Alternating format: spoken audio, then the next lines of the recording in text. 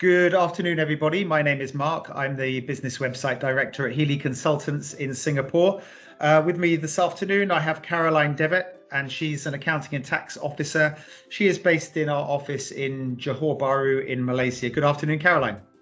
Good afternoon, Mark. How are you doing? Yeah, I'm good. Thank you.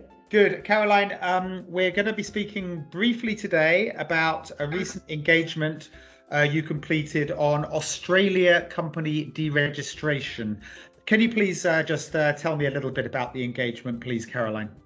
Yeah, sure. So this is our client who engaged us for the deregistration of Australia entity. So the company was dormant since the incorporation. So the management decided not to move forward with this business. So they engaged us for striking off this company. So yeah, basically the idea of this engagement. Okay, and is it fairly straightforward to deregister an Australian company?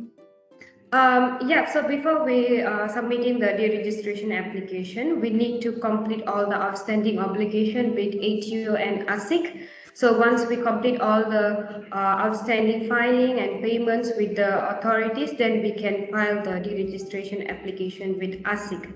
So once we file the deregistration application, ASIC will issue a notice in their Gazette page. Then within 3 months, the company will be deregistered. Very good. And were there any specific challenges with this particular case, Caroline? Okay, for this particular engagement, so as I mentioned in my previous video, so Australian entities, they need to, if it was owned by a foreign entity, then it was required to prepare an audited financial statement unless it was exempted by ASIC. So for this client, they didn't request for an exemption for audit from ASIC, so they require to prepare an audited financial statement before they submit the deregistration with ASIC. So that's the only issue we faced while deregistering the company. Okay, very good. Any particular learnings or takeaways for you? I mean, obviously you are kind of like our in-house Australia tax and accounting expert. Was there anything you learned from this engagement, Caroline?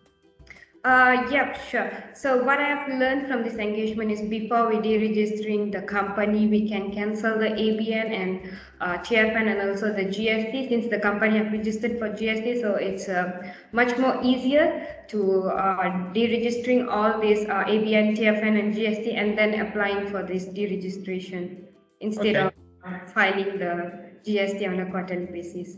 Very good. Caroline, that's all we need to ask you on this particular engagement. Thank you for your time.